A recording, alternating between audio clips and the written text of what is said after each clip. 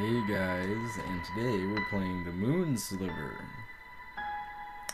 A friend recommended it to me today, so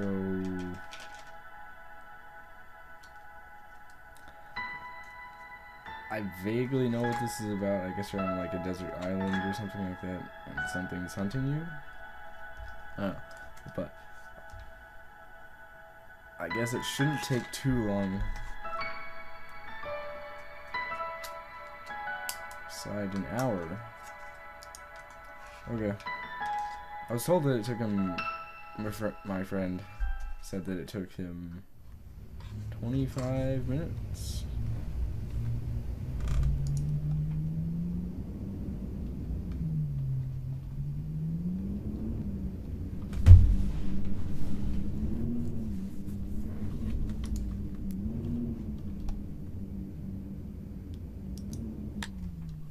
Alright, just gotta get my bearings.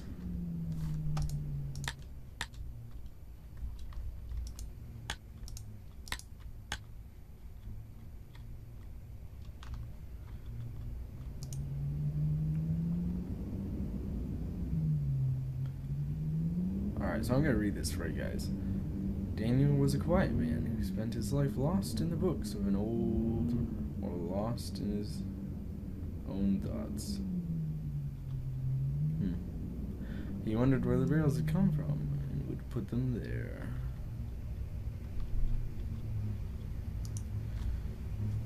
Isa was the oldest, and if not the wisest, certainly the most learned. She remembered when Josiah still lived, and she would sit on this crate and listen to his stories. Those memories, like so many others, were bittersweet.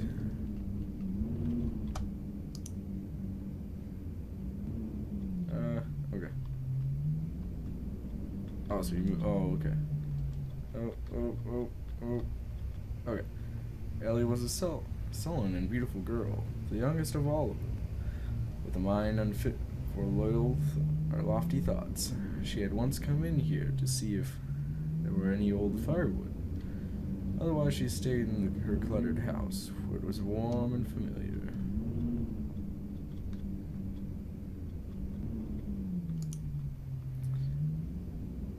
Abel loved Isa, and he loved Daniel and Ellie. But when his mind wasn't turned toward their well-being, it was filled with thoughts of bleak hopelessness. Sometimes he would rifle through the barrel and the promise of undiscovered trinkets raised his spirits, if only temporarily.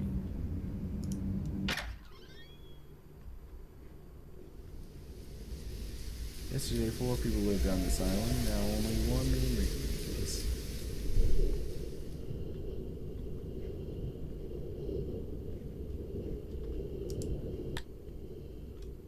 Okay, so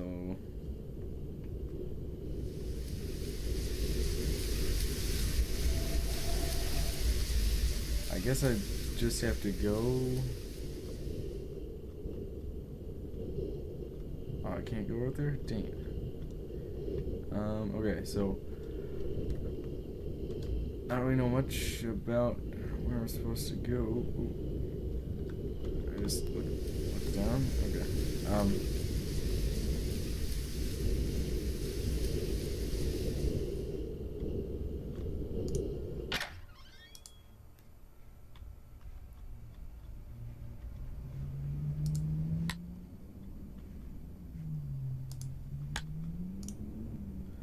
Abel often visited Daniel. He loved to talk and Daniel loved to listen. Isa and I were out for a walk, said Abel as he entered. I thought I'd stop by before you got caught up in a book. Oh, okay.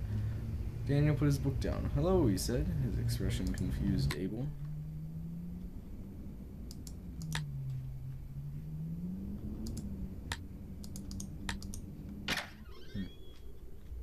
Okay.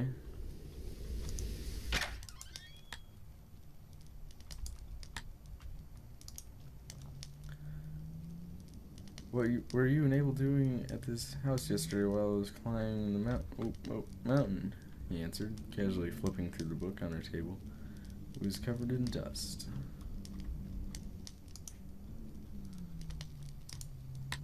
Looks like somebody's had a bit too much fun.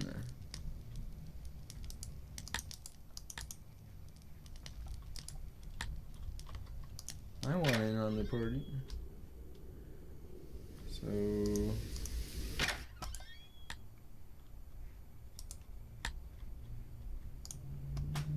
they can make more candles. They couldn't make more wood, so Abel burned candles. Abel read to escape. Daniel read to feed his lofty, strange thoughts. Isa read to pass the time. But Ellie? As far as Abel knew, she hadn't opened a book in years. What did she do all day? He didn't know. Sometimes he worried about her. He worried about all of them. They were as melancholy as he was. Were they as melancholy as he was? Oh, oh.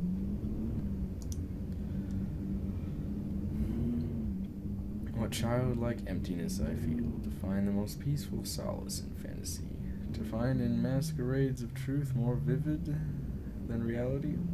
What sort of twisted villains were the ancient writers to taunt us with unreachable worlds more beautiful than our own? We have enough stored food to live long lives. When our wood runs out, we will be cold, but only so cold as to be uncomfortable. The water is rising, but it will be many years before it reaches our homes. Technically, we survive, but to what end? This island is all the world we know, and it is nothing but the broken pieces of a fairy tale. They can make more candles. Oh, okay. Next.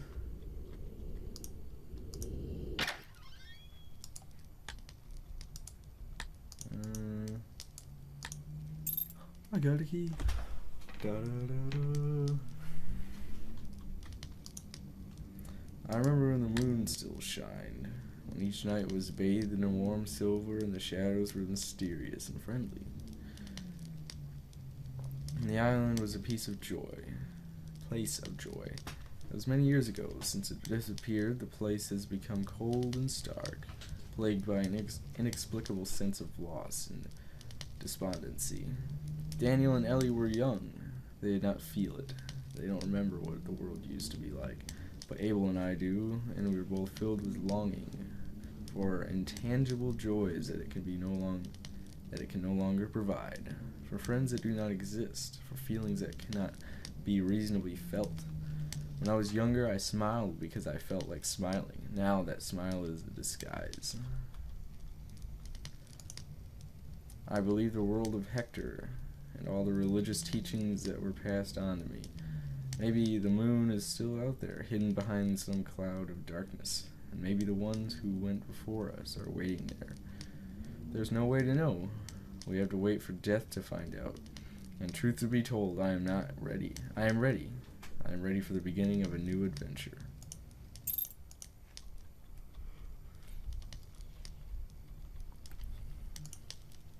She took the knife from the shelf. The blade was dull and rusty, but it was still pointed. She was not smiling. So it sounds like there are four people, of course, but there are 3 people that like to read, and 1 person doesn't.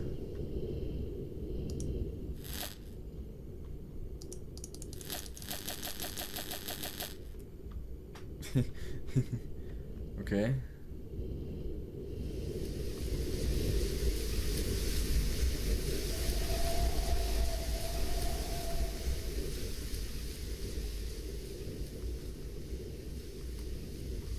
Alright,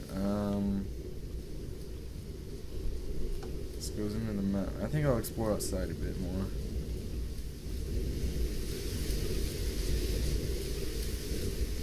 The night was wild and cold. Monstrous tracks leading from the hatch were brand new, but the wind quickly erased them.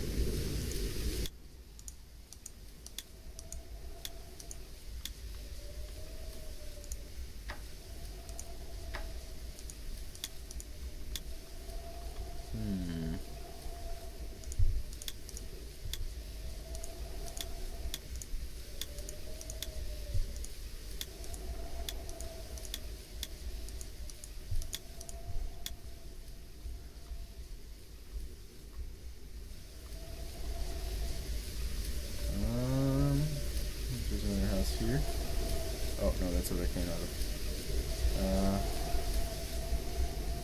Yeah, that's what I came out of. So...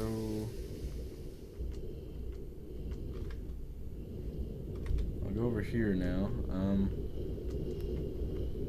It sounds like there's somebody that doesn't really feel like they belong here.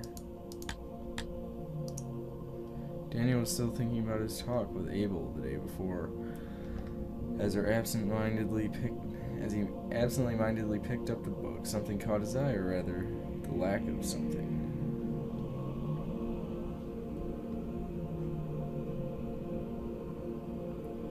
The Moon Sliver was gone. What is the Moon Sliver? He stared at the empty dais for some time.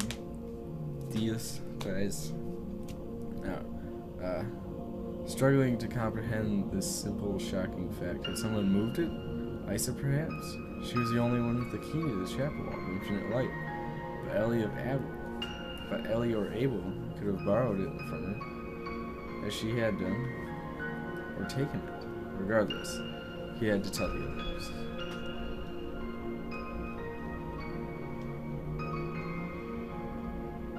I could tell that these people love to read. The word of Hector too. The woodland teeth, the monster of the forest, was more tenacious than the other demons. It hated the people of Hector, desired to take the island away from them, and it lurked in dark corners and unseen passageways, scheming horrific schemes. It came to pass that Ursula was taken, stalked by the woodland teeth in the dark underground, attacked and dragged down to hell.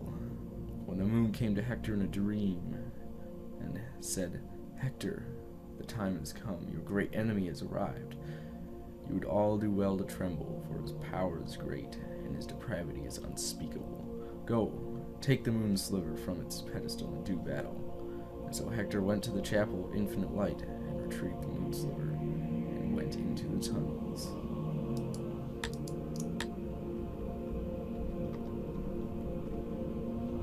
So that's where the Moon Sliver went. This is 4. This is 2. This is 3. I need 1. O world, O prison dingy white, our ghostly shadow gray, your overwhelming lives of false delight, are dark and cold as moonless night, and bleak as sunless day.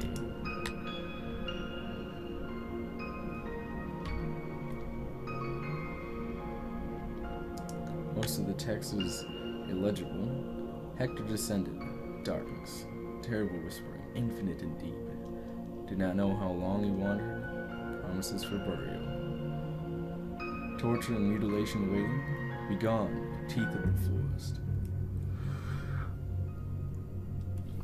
Spoke the holy incantations written upon.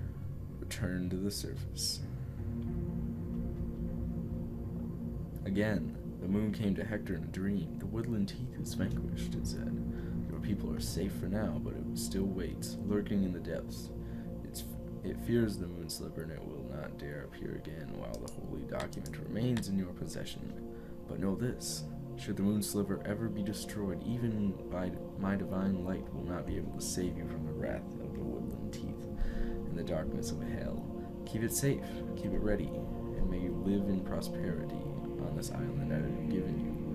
Let your prosperity be a sign that the words I speak are true.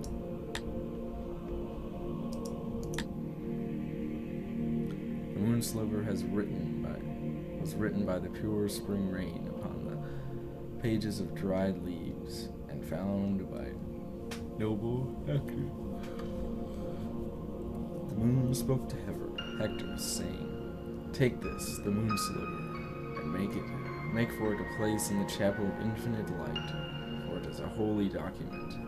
Man cannot read it, but its every letter is known to the demons of the night, and greatly feared. Know that it will protect you, Even should my light cease to breathe, bathe the night in holy sliver. Silver. Give it a place of honor and treat it as a prized possession, for it is your weapon against evil. And so Hector took the Moon Sliver and placed it in the chapel of infinite light, upon a silver pedestal. And the night was warm with light, and the day was bright with warmth. So he took it.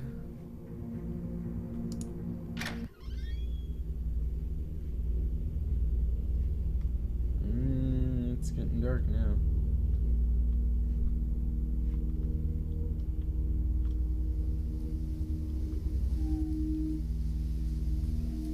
They reached the ruins and strolled leisurely through them toward the shoreline. Isaac could remember when the old buildings still stood here, filled with families. I'm sorry, he said, and he cried because he often cried during these talks. For what, she said. For a lot of things. These conversations were not new. Long ago Isaac had learned to love Abel, despite and for his despondency. She hugged him as the wind tossed her long gray hair around.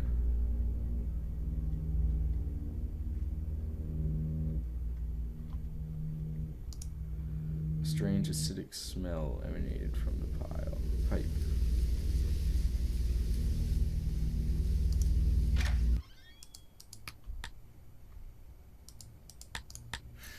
She sat down beside the flashlight.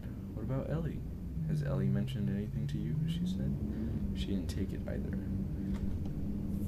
He said, nor did I, and nor did Abel, and yet it is gone.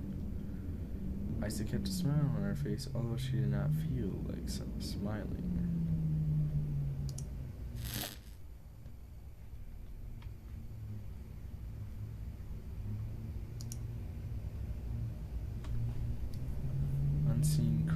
Fresh air from an unseen crack in the corner cut through the room's stuffy musk. Daniel, you're the last one I gave the key to, said Isa. Daniel stared at the mysterious control panels. He didn't meet her eyes. He never met anyone's eyes. I didn't take it, he said. Why would I take it? I'm the only one that told you it was missing. I'm the one that told you it was missing.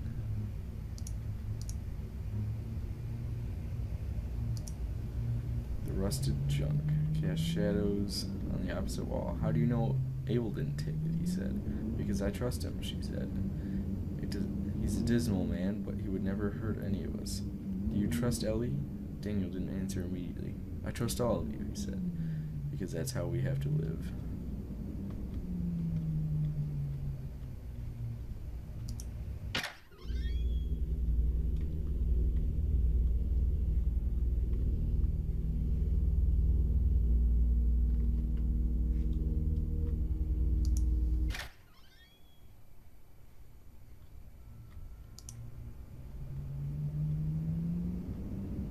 I'm saying that she knows more than she's telling us, said Ellie. She keeps the chapel locked, and she's the only one with the key, said Ellie, leaning on the barrels and folding her arms. So you're saying she took it, she said? My problem is that she's a liar, said Ellie angrily, fiddling with the knobs on the machine as she paced around. I have to keep explaining this to you over and over again. You don't know her like I know her. Exactly. You're not an impartial judge.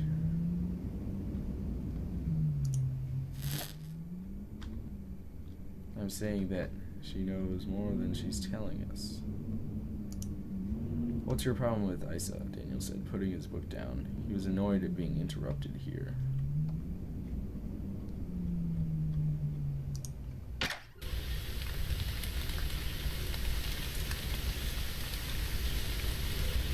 So now it's raining.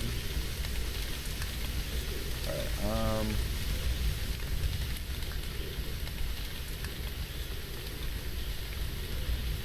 we go over here now. Mysterious liquid is drained from the tank and into the water long ago. This place was a forest once. Oop. These skeletons were all that remained.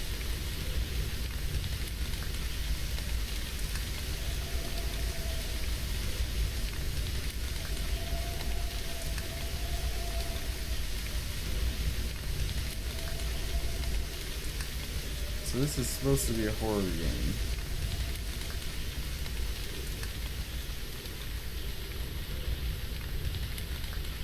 And I'm getting nervous. Come back when night falls. Where's night, you stupid piece of crap?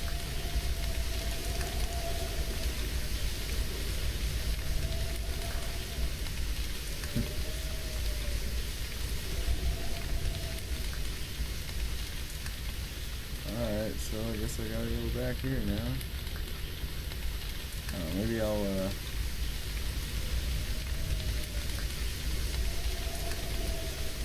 I can go over here.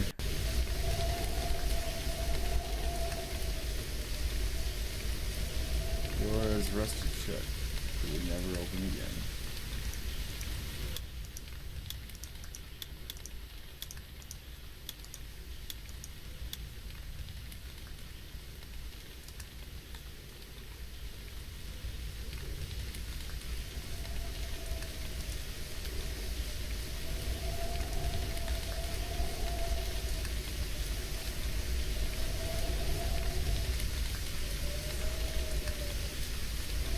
Go back to charge my flashlight.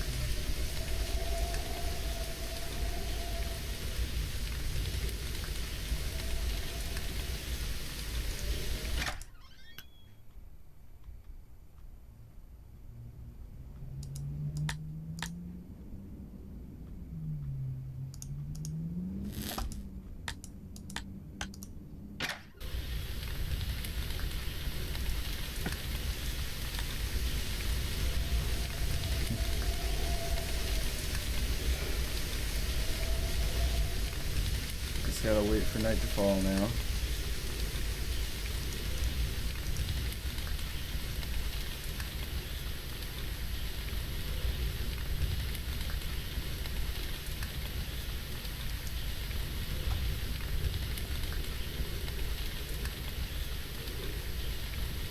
So there's really nowhere else to go.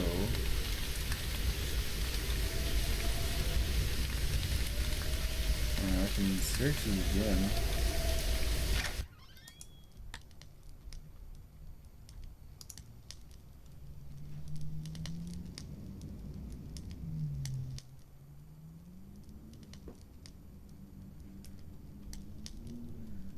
Isa could not talk to Abel about her feelings because Abel was overburdened with his own.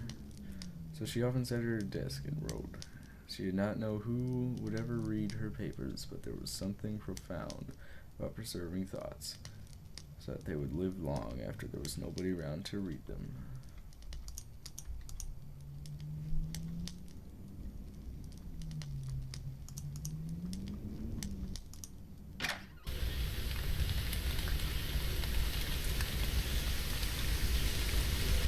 Is it nighttime now?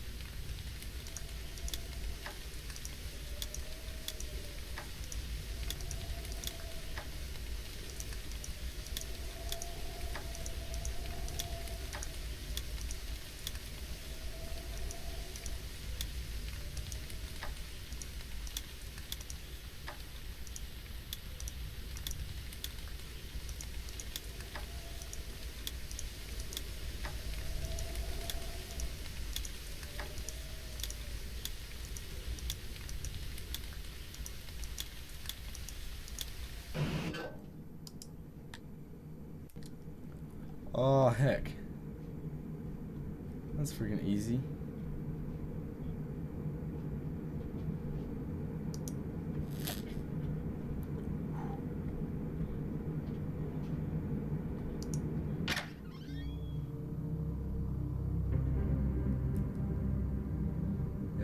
Ellie wasn't easy. The darkness had never felt so menacing before. It seemed alive, watchful.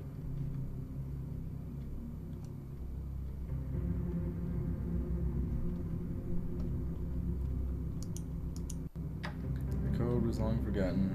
Nobody had been below in years.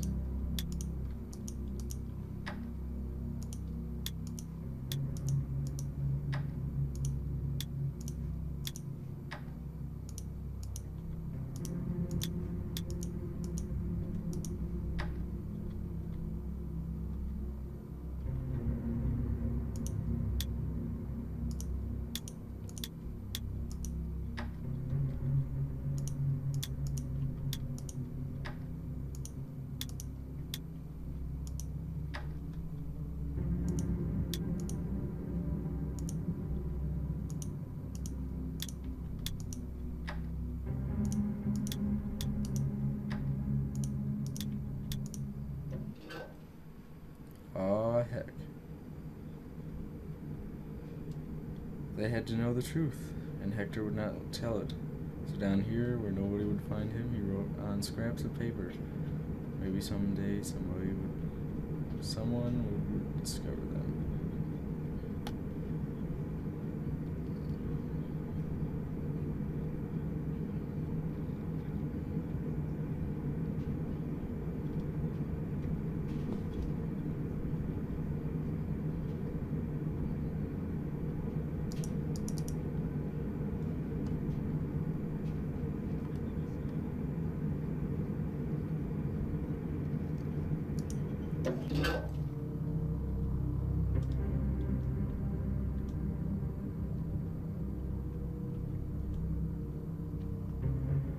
Yeah, I'm going back, don't worry.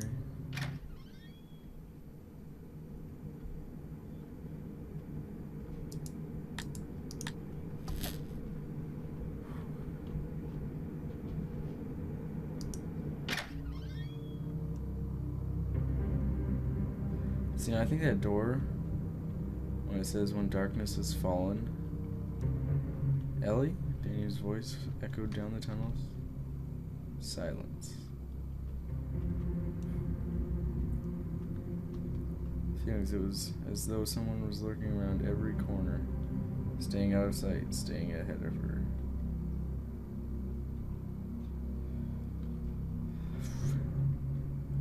I don't do... Daniel heard soft scratching footsteps behind him. He turned and shined his flashlight around the tunnel. Nothing. See, I know that they want you to... I'm not gonna do it. Nope. Nope.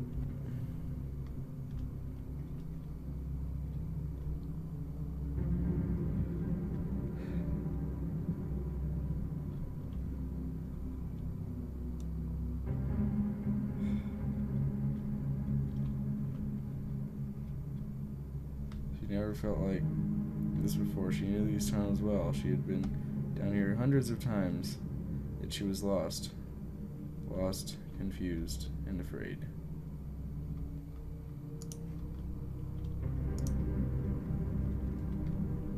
Need to charge my flashlight.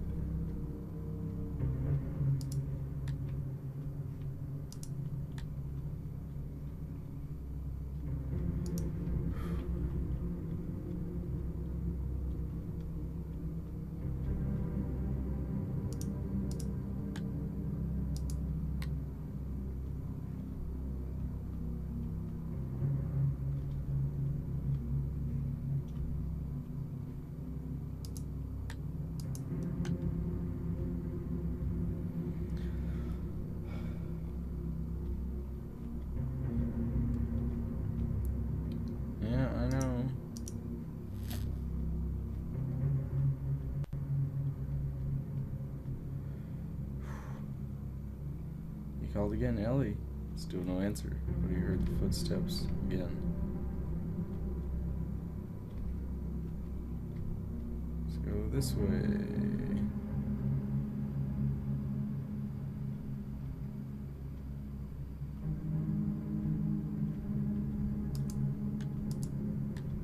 He didn't even have time to cry.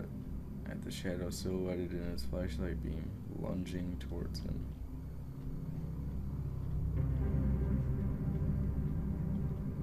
Just come out here and quit being babies.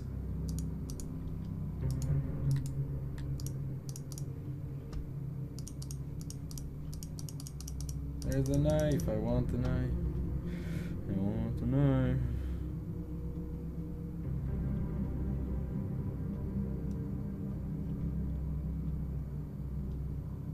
So now we go this way.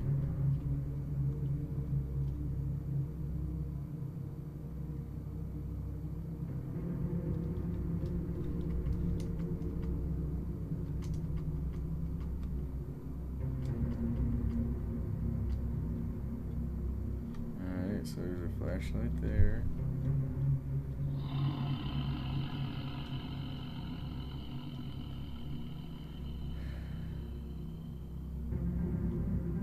Stop it.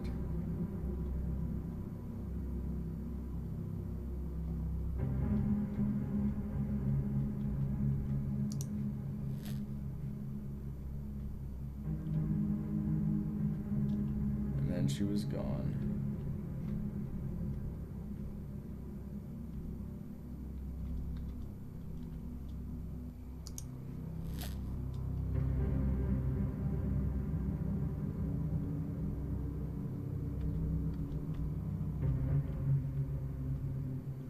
See, I know that they try and make you paranoid.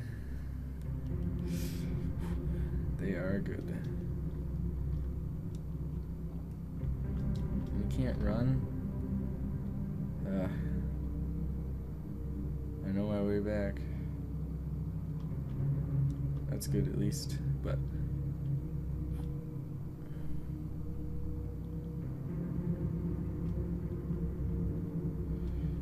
I guess now I go outside.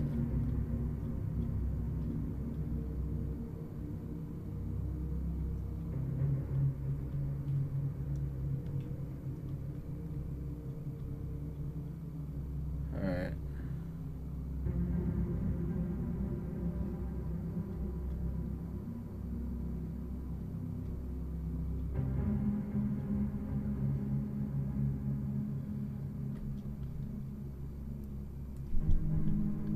Did I go this way?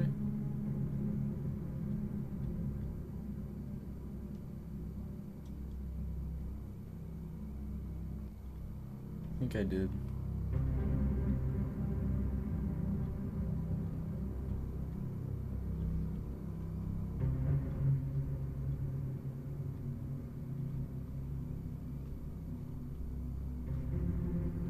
Yeah, I did. Okay, good. Yeah, that's why. Okay. And this music. I'm getting goosebumps right now.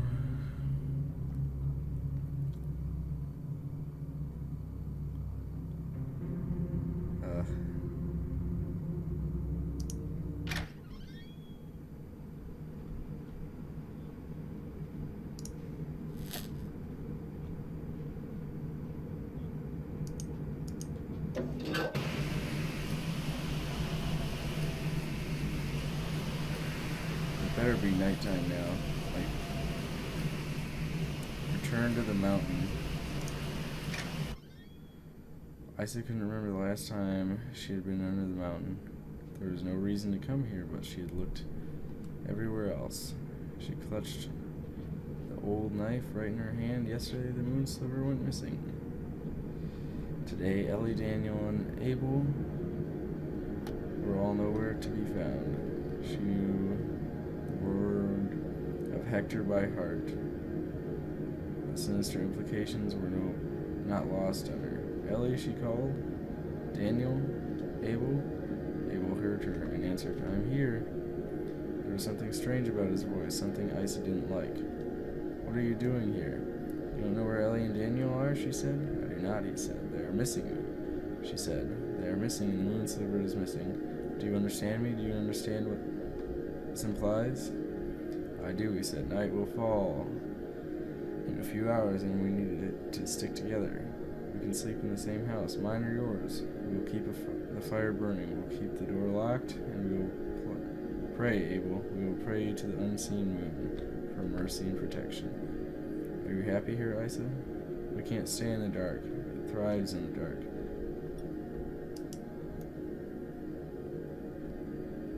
There are tears in his eyes, and he struggled to control his voice. Isa, I know you. I know every inch of you, and I know every corner of your mind. You aren't happy. None of us are happy. Isa didn't respond. I'm staying here. The tears are flowing freely now. I would like it if you stayed with me, Isa. Please stay with me. We will find you, Abel. I let it out, Isa. I destroyed the Moon Sliver. Isa was shocked and silent. I burned it yesterday after I talked with Daniel. Her eyes were filling with betrayed, angry tears. What? Abel, no, why? Do you want to be dragged to hell? Do you want us to be dragged there with you? We're already in hell. This island, this horrible, barren, lonely island, this place of sin, this is hell. I saw the blasphemous scraps of paper Jeremiah found. Those were many years ago. I read them before they were destroyed. Perhaps I was the only one who did. And I did not believe them. But I had lived here since then, and I have seen the truth of their words. Isa could not respond. As tears streaked down her face, she just kept walking toward the sound of his voice, the knife clutched in her hand. You did not read the blasphemous scraps, Isa, but I did, and I remember them with incredible clarity, supernatural clarity, even. Fear not the dark shadows of the scratches in the night, for the woodland teeth is your salvation, it is your escape. It said this and more, Isa. The woodland teeth is not here to take you to hell. It is here to take us away from hell. She could see him ahead, her flashlight beam clutching through the sickly fog. He was sitting in a chair, a book on his lap. As she approached, she could see that he was crying too. I believe the word of Hector, she said, and I will not go to hell. Please trust me. Please. I believe the word of Hector, she said again, and she put the knife to her chest, point first. No, Isa, please don't. Stay with me. Don't leave me alone. I love you, she spat terribly. I love you. I love you so much. She closed her eyes and pushed. She remembered where her heart was located from one of her father's old books. Abel was too slow to catch her falling body. He knelt beside her and sobbed for some time. He was not a strong young man anymore, but Isa's body was light. He would take her out to the water. She had always loved the water. But then what? Read? Read until it found him? No. He didn't feel like reading anymore. He was ready to be rid of this entire cursed island, books and all. He would simply wander aimlessly and freely to take one last look at the island and feel the wind blowing the memories away. And then, when night fell, he would return and wait.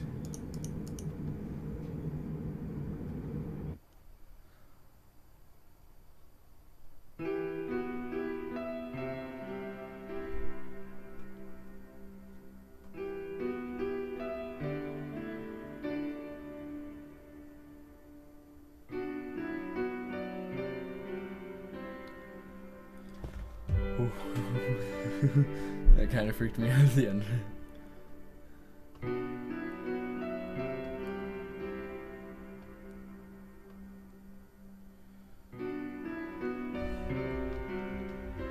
Can I walk? Morning dawned on the empty island, cold and bright and windy. The Moon Sliver. Created by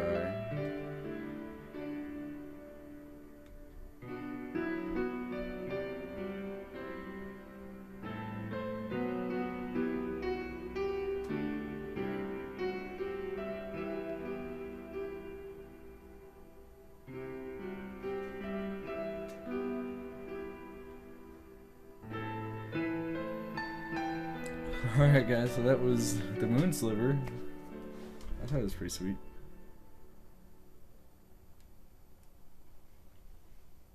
That was definitely a good game. I liked it. It's on Steam for $2.50. I mean,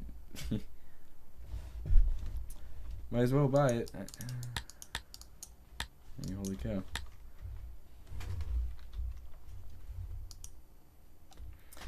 Alright guys, well, I will see you next time. Have a great day. Bye.